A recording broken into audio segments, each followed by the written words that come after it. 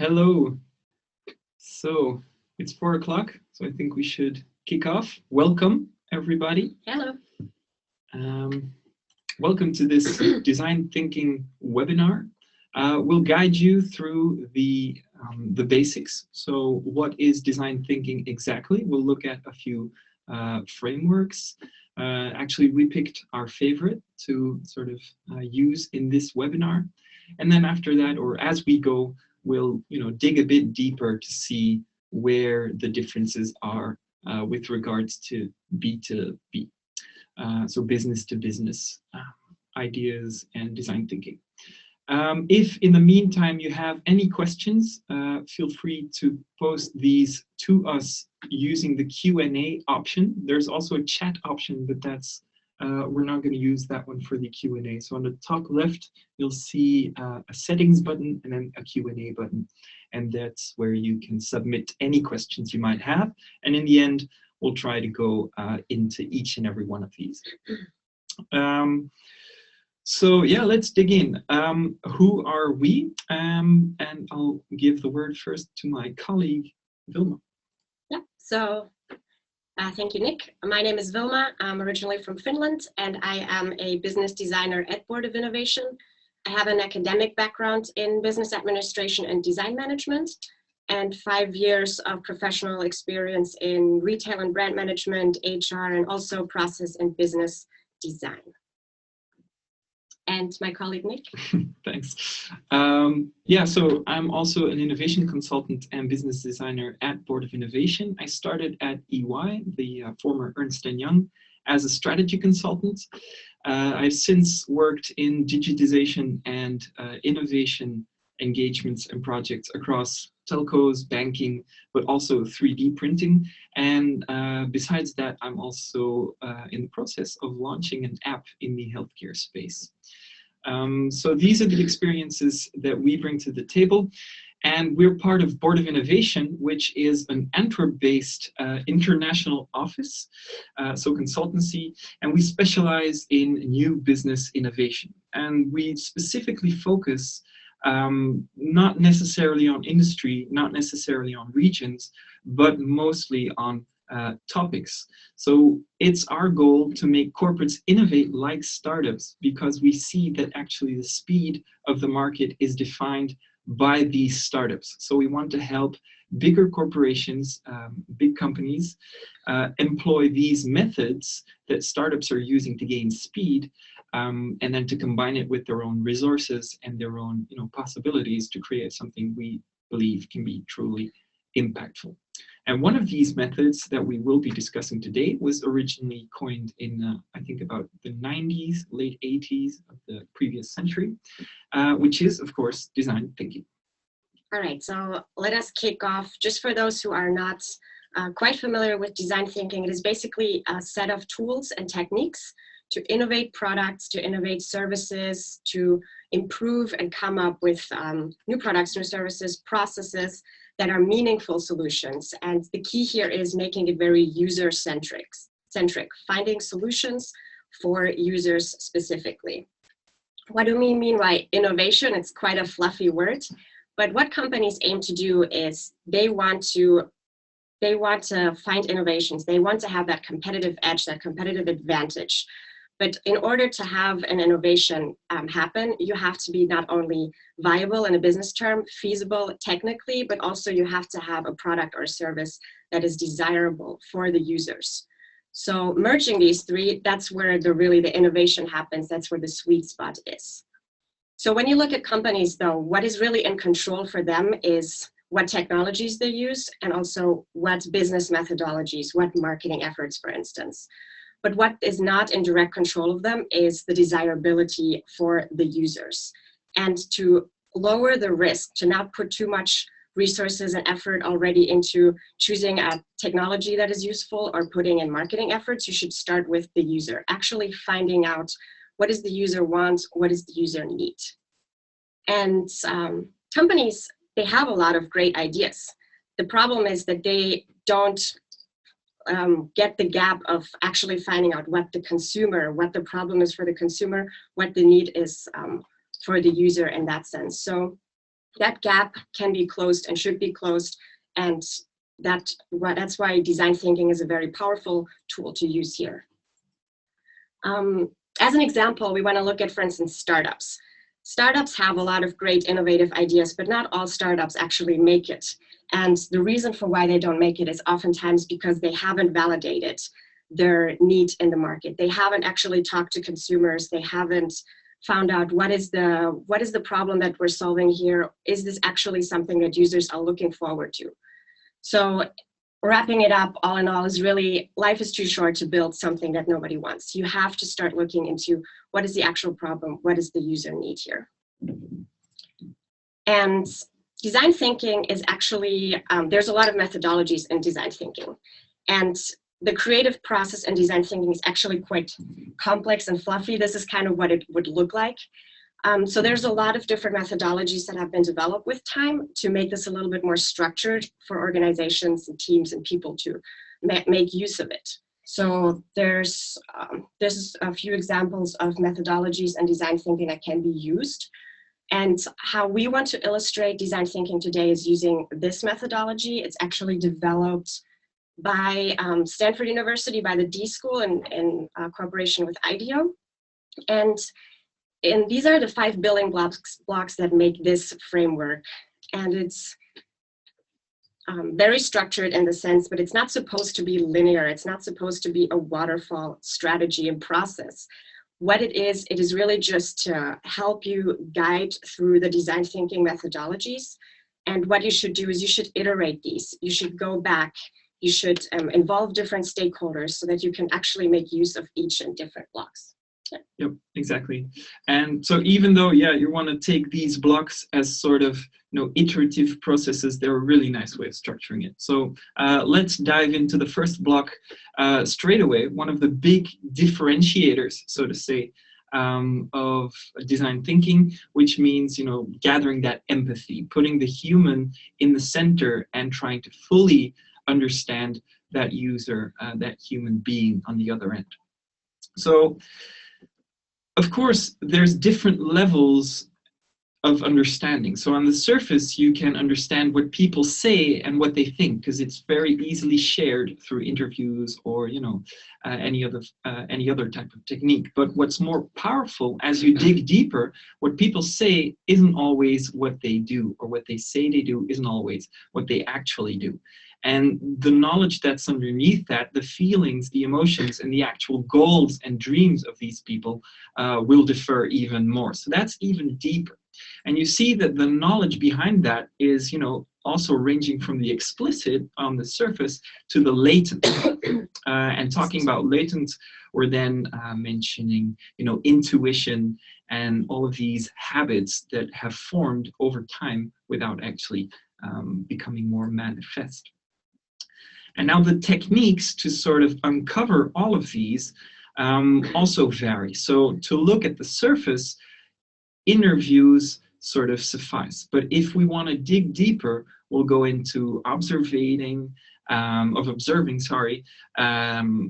immersing yourself in the position of the customer, or even, shadowing a person as he is sort of doing something.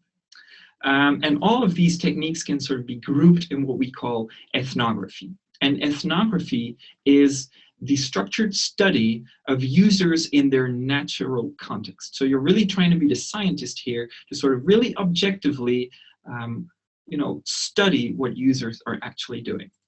A very good book on how you can structure this and on some tips and tricks and some interesting tools and techniques is Just Enough Research by Erica Hull. And she has outlined the 4 Ds of good ethnography, sort of guide you along, sort of say, okay, what should you be looking out for? The first one being deep dive. So what deep dive actually means, it's better to observe one customer for a whole day to sort of really grasp what is this person doing, why is he doing this, what are the thoughts, as he or she does this, what are the emotions? Really dig deep. If something goes wrong, ask, why is this going wrong? Why is this hard for you? To sort of really dig in. And then the next one, of course, being daily life. And this is the largest and most important reason why focus groups are basically irrelevant. They shouldn't be your only source of user input because they take a group of users outside of their natural context into a sterile meeting room, and it's very superficial. So you're not deep diving because 10 customers are all talking at the same time, probably all saying the same thing to agree amongst each other to avoid conflict, and they're out of their daily life. So they might say something else than what they're doing. Then going forward, you want to analyze the data. You want to really group whatever you have there and sort of really look into patterns and emerging motifs underneath it. So you want to combine all these interviews and observations.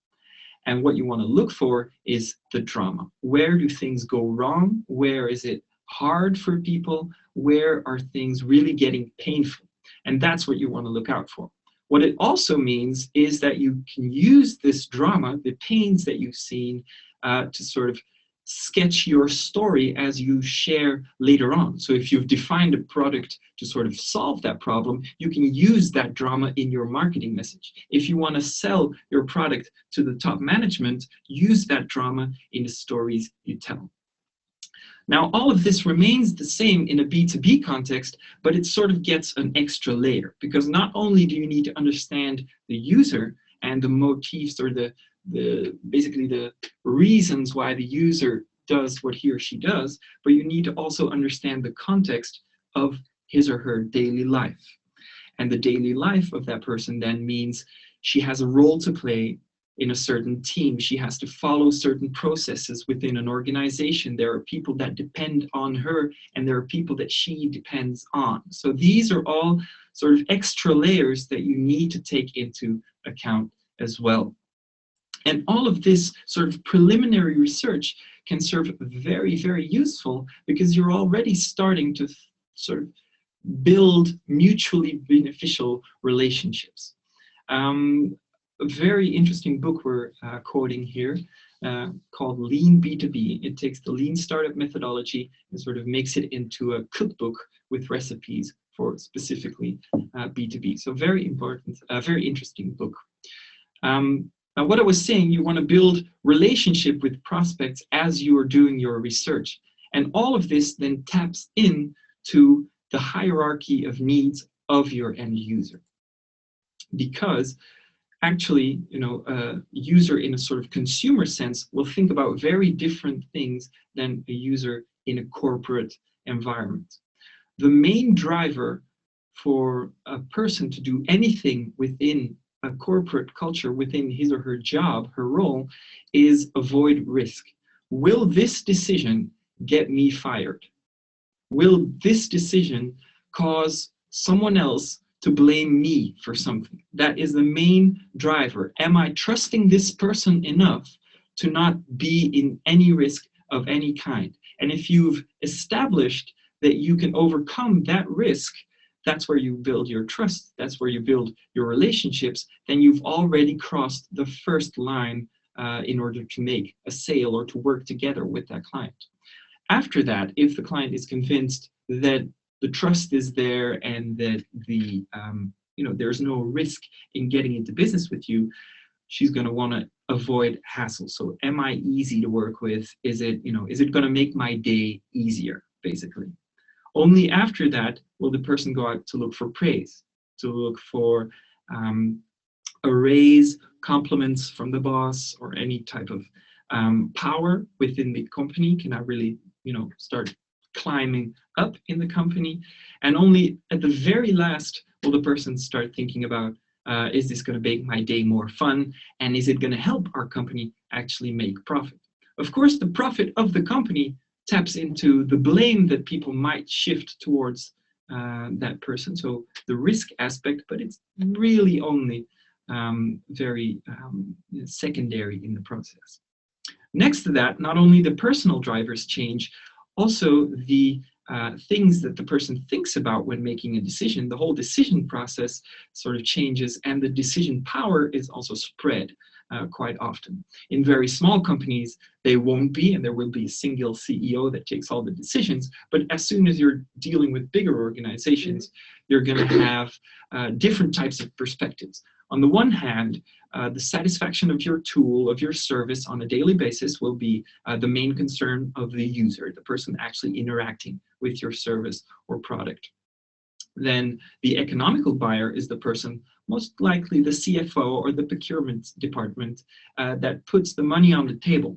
And they are most interested in ROI. Is this going to make us earn more? Is it going to lower our costs? And then a technical buyer sort of takes in the aspect of feasibility. Will we be able to integrate this solution, this service, into our usual way of working? So these are all very rational parts of the decision process that are quite often spread across different persons. So in order to start really understanding all of these different people, not only their personal drivers, but also the sort of decision process as a whole, you can use tools like stakeholder mapping to sort of really outline who are the people that have a sort of positive feeling towards our solution compared to do they have the power to actually influence people. And if people are very positive and very powerful towards their own corporation, these are the people that you need to be in close contact with. You need to keep them as advocates, as gatekeepers, and you need to manage them closely. If, on the other hand, interest is very low, but their power is also very low, you shouldn't really mind about what they think. If, on the other hand, people are very interested but have low power, it's, it could be a powerful mechanism as soon as you have a lot of them. So keep them engaged, keep them informed in a lot less closely managed way. Anyone where you mention, where you notice that their decision power is high or their influence, either formal or informal, is high, but the interest into your product is low, that's where you need to go looking for ways, how can I satisfy them nonetheless? What needs to change for them to get on board? Or how can I get in their way as least as possible? How can I just get out of their way so that they also lose the interest to oppose you? And these are all the things you're going to want to look into and dig into as you try to gain empathy, as you try to gain understanding of your user and the company she works for. Yes. So the next step in the design thinking process will be definition. And this really means that after you have created a user portfolio, or you have identified who you're going to be working with and who this person is, or who this company, who these stakeholders are, you need to somehow cluster and make sense of this information. So what you want to do is you want to consolidate your findings. You want to either create user groups, you want to create stakeholder groups, you want to create organizational groups depending on what context you're working in, if it is really just for the end consumer or in the B2B context. So here it is also important that you identify the need that really needs to be addressed, or identify a problem that needs to be solved in order for you to continue. And this means that you have to scope it for your project. You have to make sure that you have an idea of, this is specifically what I'm working on for this specific problem, and this is how I can then continue. So a few techniques that you can use to do this is, for instance, personas. And personas means that you, for instance, cluster different user groups in terms of maybe they have a similar hobby, a passion, a preference, but you can also use this in a B2B context, saying that you have specific stakeholders that go into one team. If you work with smaller companies, you can really look at the specific individuals in those companies. If you work with bigger corporations, you really want to match out and cluster different kinds of corporations that go into the same theme so that you can find out a coherent need, define it, and then go from there further. Another tool that we're using is customer journey cycles. This tool actually maps out a customer or a user journey in that sense. So you really look at what happens before. For instance, let's look at a service. What happens when you start preparing, looking into a restaurant service? You're gonna You're going to do some research online. You're going to go to the restaurant. You're going to experience the actual service that you're engaged with. And you're going to have, it's going to influence you. You're going to have an experience, and it's going to resonate with you even afterwards. So you really want to look into, what is this experience like? What is the journey that I'm going through as an individual, or as a group of stakeholders, as a group of companies? And mapping out this, it is very important to look at also the ups and downs. You want to not only look at what is important in a good way, what is experience that is really good, but you really want to find out what are the pains that these people are going through? What are the problems that they're facing in this journey? And those are the things that you can start solving. Those are the things that you really want to identify to go to the next steps. And in a B2B context, this really means that companies that go through the process of working with different companies, they want to avoid hassle at all costs. They want to make sure that the processes and the cooperation is easy. Just like a consumer wants an interface to be easy, the companies that work together, they want the processes and the cooperation to work in a simple way. And this then taps into the hierarchy of needs that we've seen. So yes, by making the user experience of your company, are we easy to find? Are we easy to get in touch with? Are we helping our client through their day? Basically, are we avoiding all types of hassle for them? That becomes extremely important, and not necessarily the user interface of your tool itself. If, for instance, you're selling enterprise IT or solutions of some sort, it's really about the relationships that you build and the way of working that you establish. Yeah. An example for this can be Henry Ford asking what kind of needs they have when they're saying my horse is too slow. That was their initial problem. And Henry Ford would ask questions and take a step back and actually reframing the problem and finding out, what is it actually? Is it really the horse that is the problem here? Or what is it that we're actually trying to solve here? And what he found out is it's not the horse, but it's actually the commuting, the transportation, going from one point to another, from A to B. And the solution that was then come up with was an entirely different way of transportation.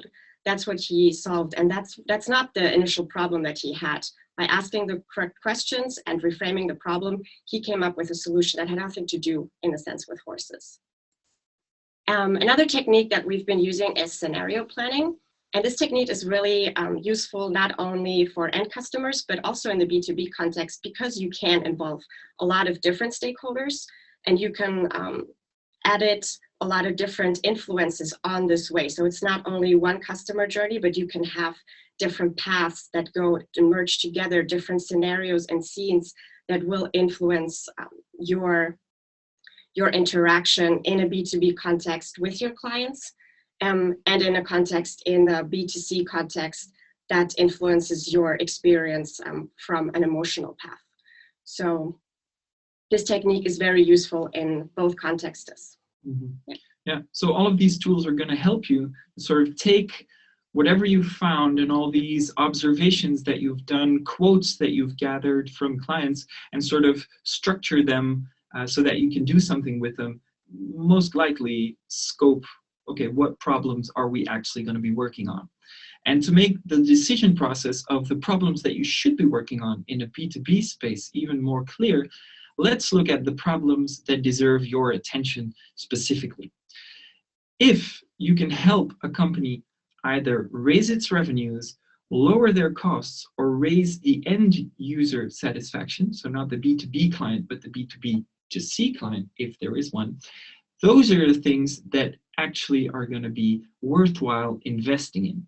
If, on the other hand, whoever you're talking to just says, that's really interesting, although that might sound positive, it might not actually mean that the person is willing to invest in your solution, in your service, to use it. So let's dig in a little deeper. Let's say 60% of all questioned people have experienced some sort of problem, the problem that you want to tag into. That actually might seem very, very positive, but what you actually want to look out for is how many of these people are actually solving that problem in some way. If they say, well, yeah, it is interesting that you could improve that, but I've never actually thought about improving it myself. So the pain that I feel on a day-to-day basis, even though I want to avoid hassle as much as I can, I haven't really taken the time to think about how I could solve this. So the pain isn't high enough. That's how you could sort of quantify, is this pain, is this, this opportunity that I've identified, is it really there? Is there money behind it? And that's what you're going to do then. You're going to look into, if people are really trying to solve it in some other way, look at what is the current spend, what is the current budget behind that problem, and then of course follow the money. Look for those problems where in a B2B context there is already a budget there. Those are the interesting areas, of course. And if there isn't really a budget towards that problem, look at, you know, the expected return. Are you freeing up any budget that could come from somewhere else and then go towards your solution? All of this, of course, to sort of look into, okay, which of these problems, which of these patterns that we've identified should actually become our problem? Which of these should be something that we build a project around? So, and then once you've said, okay, this is what we're going to be working on, creativity starts. Yes, so at this phase, this is really where the magic happens. This is where you can get started with your flow of creation and come up with a lot of different ideas. What you should preferably have for this session is definitely an interdisciplinary, multidisciplinary team with different perspectives that will really enrich the ideation session. And also, I think it's very good to have different kinds of techniques, not only using one technique to go into ideation, but using different techniques. And what it will end up doing is you will have first a divergent method. So you're really going to create a lot of different choices, and then you're going to choose and navigate them down and narrow down to a few choices that are the best. And you can iterate this, do this many times, use different techniques for this, so that you will not only generate a lot of different ideas with different perspectives, but you will really be able to also use these ideas to generate new ideas and to get inspired from those ideas. Another thing that we use a lot of times is trend analysis in this term. So we'll go into different trends in the future, different industries, different business models to also trigger new ideas, trigger inspirations within the different teams.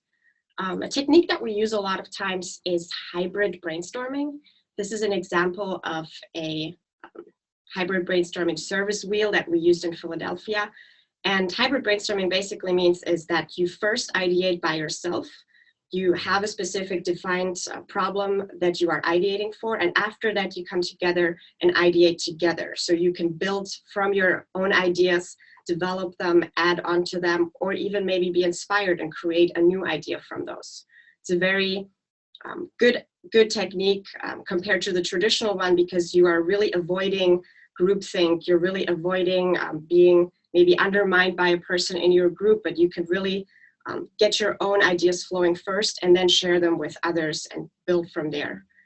Other techniques that we use is opposite thinking, or also called reverse brainstorming. What it does is you will look at the problem and you will try to ideate for solutions that would least possibly work out.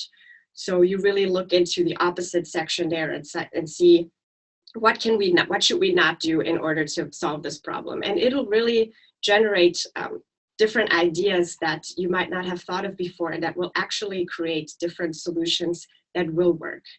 Another technique that we use is analogy thinking.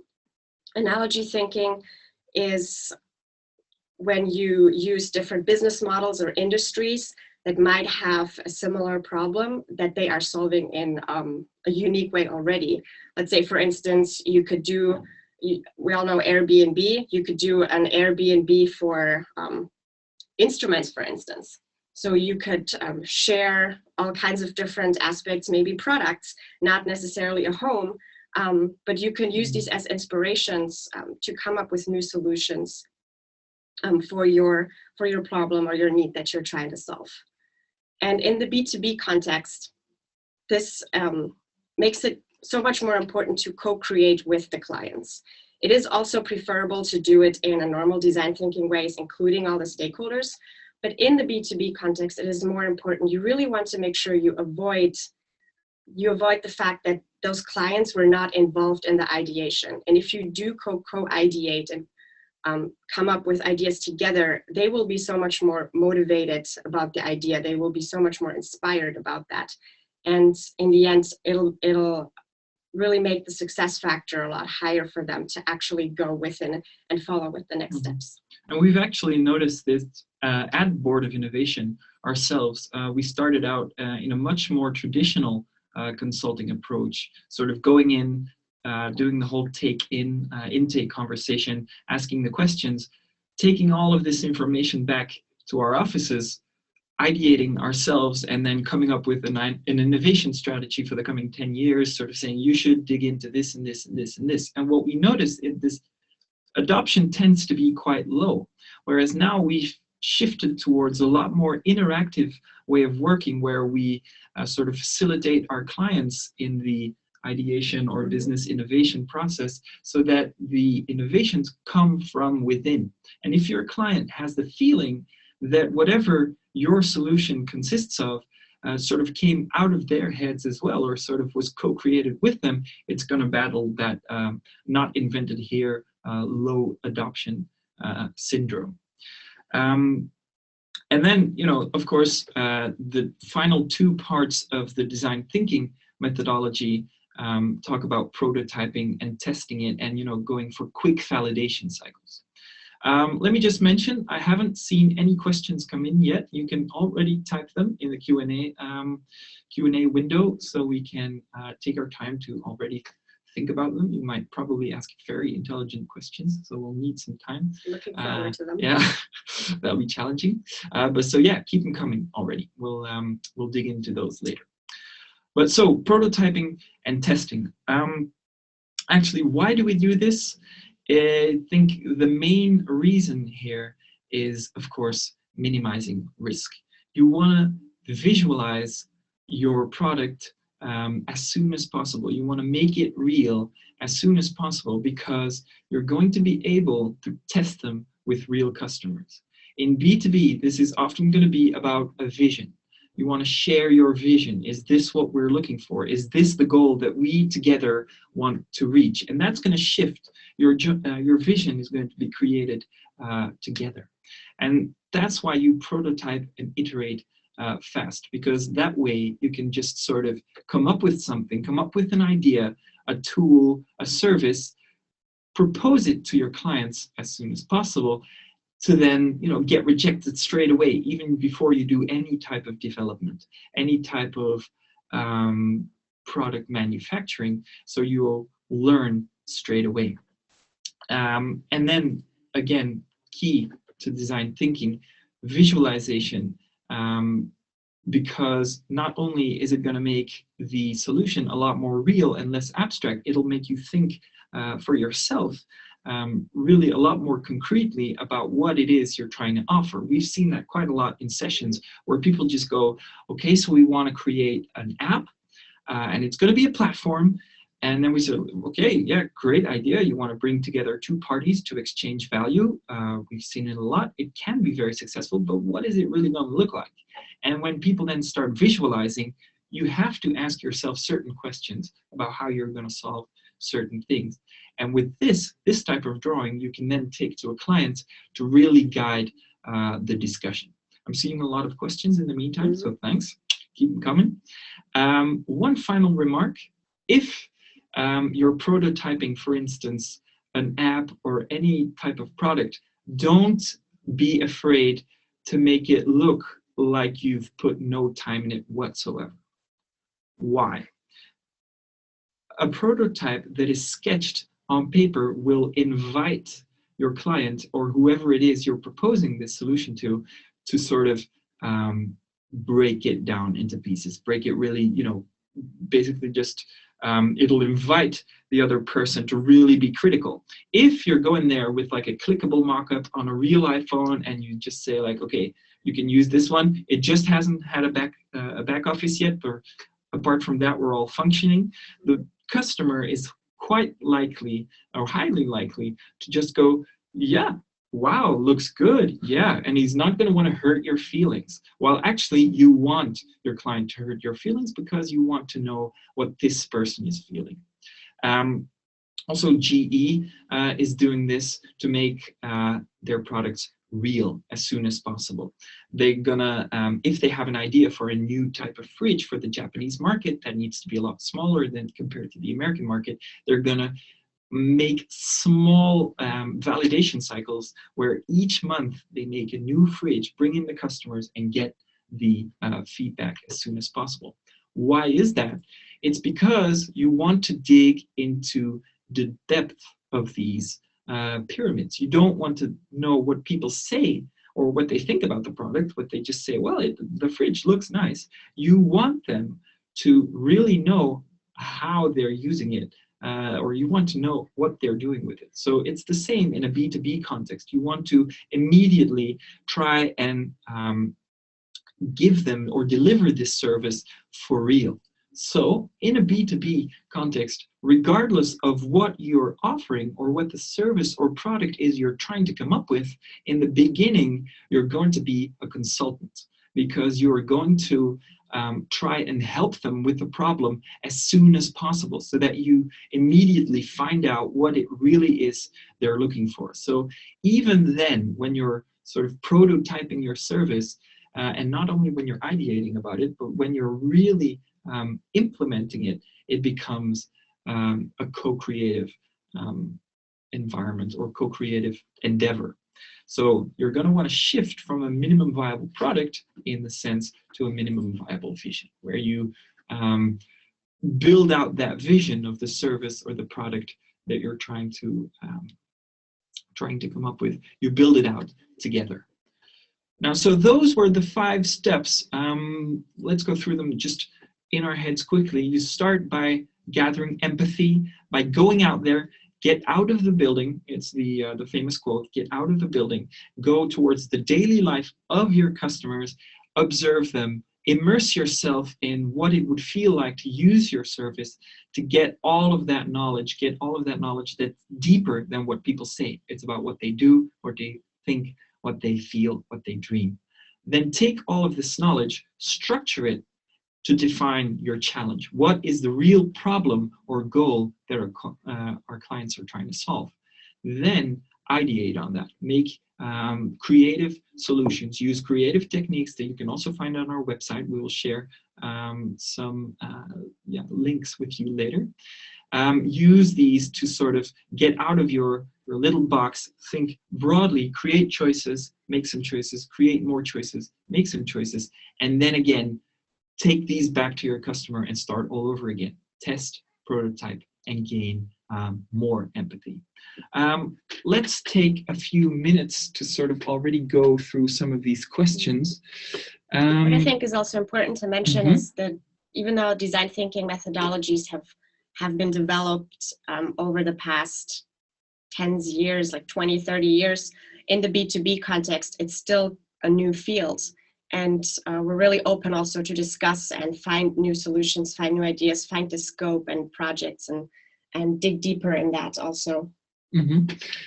So I get the question here from Evelyn Hesters, and she asks me or us, could you give a concrete example of a project where you used this approach? Well, yes, of course we can, because we're doing it every day. And personally, I'll start from the 3D printing company example, where the 3D printing in question was materialized. They were very established in 2 pretty big industries or pretty big markets, and they were trying to add a 3rd market. So they were trying to really dig into a new customer segment that they didn't really have the knowledge about that they have on the other 2 segments. So what I did is I went in there as a sort of lean consultant, lean startup helper, and I became part of their team for a couple of weeks. And immediately they were working on their solution for quite a bit, so that they'd developed this solution for already a few months, if not years, and they weren't really gaining traction in the market. So I was the one to sort of say, okay, we skipped the empathy part, where we haven't tapped into the real need yet. So what did we do? We found the companies, because it was a B2B initiative, we found the companies that they were trying to service, and we called them. We asked, can we have an hour of your time? Tell me about the last time you tried to print model X, Y, or Z. Tell me about the last time you did this action. Where was it hard for you? Where was it difficult? And these people weren't even using our service yet. They were just, they were doing the actions that we wanted to help them with. And we noticed right off the bat that actually people didn't really feel the need to solve many of the problems they encountered along the way. Also because the 3D printing industry we were looking into was quite young, so all of these people were pretty, self-made, and they were like, if it doesn't go too well, I'll just fix it myself, and I'll just quickly find a workaround myself, and they weren't really willing to pay. So we quickly found out that we needed to pivot based on a not too large amount of interviews, where we didn't even have to go into immersion just yet, just because we found out soon enough that the problem wasn't big enough for people to find, or to find people that were willing to pay for it.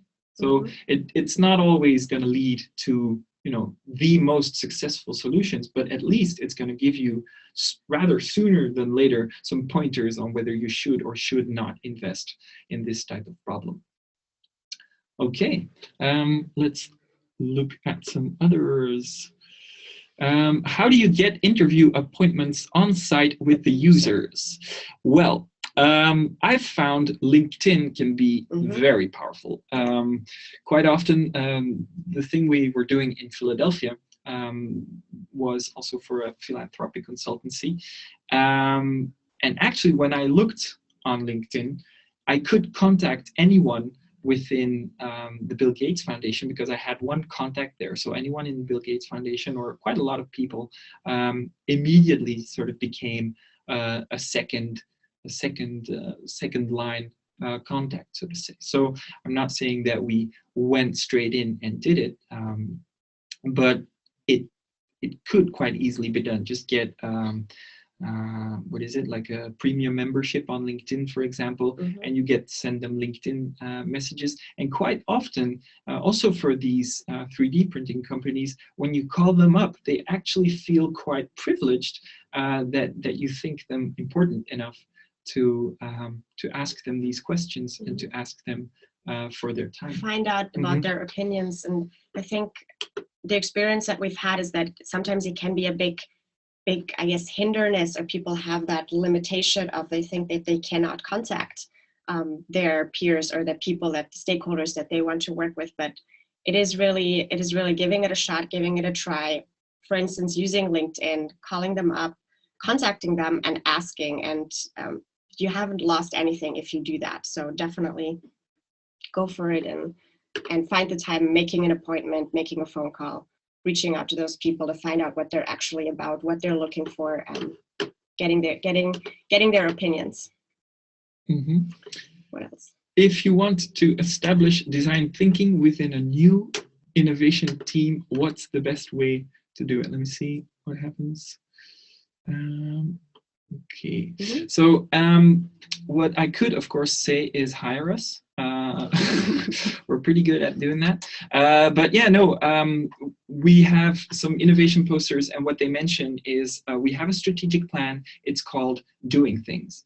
Again, here you could actually look at your innovation team as a prototype. So why not try and do some, what I might call empathy boosters, for instance. Find a challenge that you want to work on and try out what it means, or what it does to you, or what is the output if you go out of the building and contact these customers directly, if you observe them for a while. What comes out of using that methodology? You can test that by yourself on a product you're working on to sort of build a case around this methodology. Have you found within your company for your product that it works? Yes or no, to sort of quickly already find out whether this methodology would do it for you, to then build a case towards the higher management on why they should or should not innovate in this way, or should not invest in this type of methodology. To get started and with a new team, you definitely want to make sure you have the different steps and know what your goal is. What do you want to reach with this? Is this are you looking at a specific user group? Do you want to innovate a new product? Is it a whole process or an entire strategy that you want to influence with design thinking methodologies? Get familiarized with the different techniques and find techniques that you're comfortable with, that you're excited about, that you want to start using. And when you facilitate those, obviously there's people that have experience like us that can help with the facilitation and help guide the teams, make it better, and then go further from there, get that exercise, get that practice, that experience, to then really create that mindset also of design thinking. It's not just a practice, it really is in the end a mindset that you can use in product development, you can use in different processes. So starting step by step is familiarizing yourself, setting a scope for yourself, what do you want to do, and then getting some help, getting some facilitators that will guide you through those different steps. Yeah, or indeed find, especially design thinking, there's quite a lot of stuff already out there available for free online on our website or on websites of our competitors. Let's not mention those, but yeah, there is quite a lot of material. So feel free to read up and listen up or watch. A lot of these videos are really good. Okay, so I have Odette Greenberg, and she asks, or he or she, sorry, asks about a customer journey. What would you define as sort of the steps in this customer journey, and how do you define, say, satisfaction? So like Vilma mentioned, the customer journey is what happens before, during, or after people start using your service or product. This is no different in B2B. How did the person you're interacting with, or the person that you want to interact with, how will she find you? Are you easily searchable on Google? We spend quite a lot of effort in, when you type in design thinking, that you find us immediately on Google, because it's still a very important source. How does getting in touch with you, is it easy? Is it basically, again, easy to avoid hassle by working together with you? Is the user experience of contacting you, the fact that you're, easygoing, building that relationship, building that trust, all of that will tap into the before, and even in the during. Am I getting the results that I wanted? Also, managing the expectations there, and then in the after sales. Once the solution has been implemented, once the service has been executed, am I still supported in the right way? And you can really, even when the person is not using your service per se, but is using any other type of methodologies or tools to get through the entire process, you can really observe that. Even you can follow people as they go through that process. You can interview them about it. You can ask them questions about it to sort of look for those emotions. Where is the experience good? Where is the experience bad? Reflect on it together. Also, if you have, exactly. If you work in a B2B context, there's nothing going to tell you more about if it was satisfactory for both parties, unless you really reflect and find out, okay, where did this process really go well? Is there going to be a follow-up, a next process, a next project that we're going to be working on together? And if so, what can we do differently? What worked really well? What didn't work well? And document those. Learn from those experiences and those reflection sessions. Mm-hmm. I also got a question from, okay, I'm not going to pronounce that name, but the question is this approach applicable merely for innovative projects, or also to improve on existing services, solutions, products, or are there other techniques better for the second type? Well, I've heard certain sources mention that design thinking is best applicable to so-called wicked problems, problems where a certain degree of creativity is necessary. Those are the problems that are really perfect for design thinking, the problems that handle with unknown unknowns.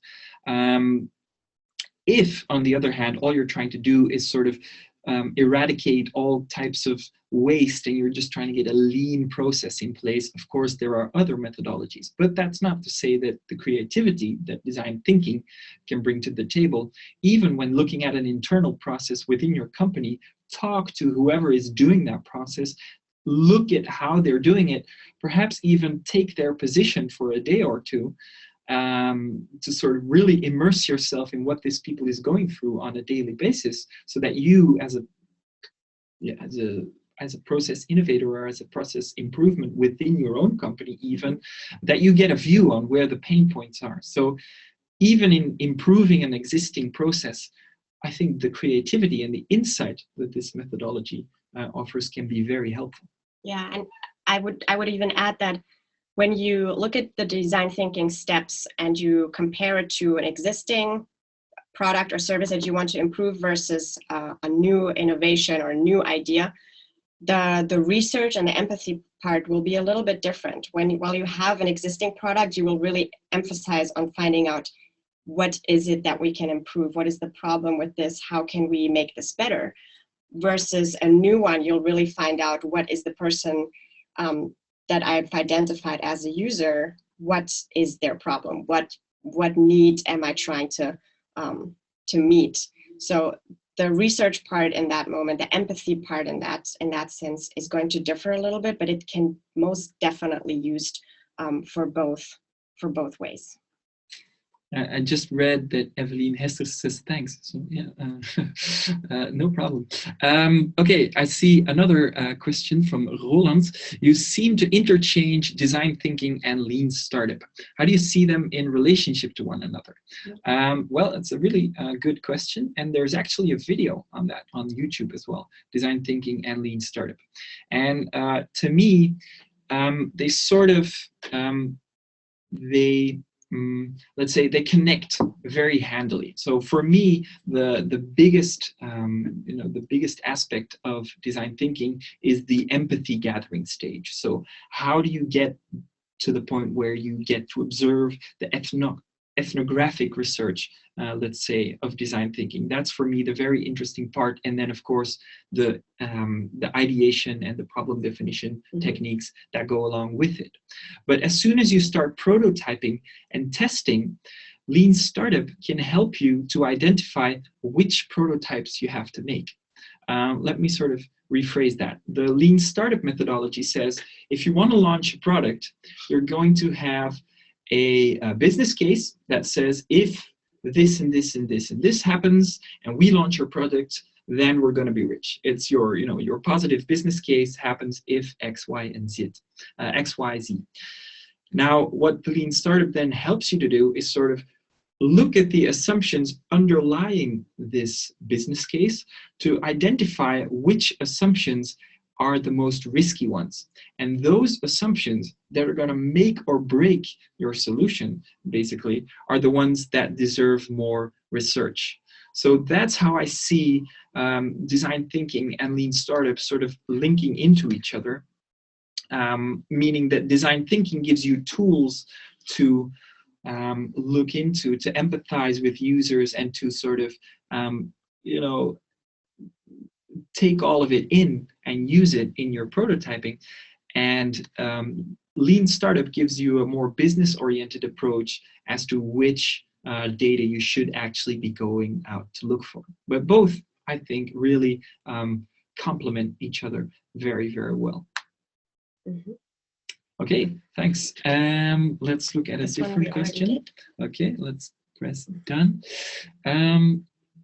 Well, what are other innovation frameworks besides design thinking? The first one I'm thinking of right now, it depends all, of course, on what you want to do. There are various problem-solving methods. It's the 5 whys technique, root cause analysis. There's a creative technique, I think, called creative problem solving. And it's actually very, very similar to design thinking. It was developed in the 70s.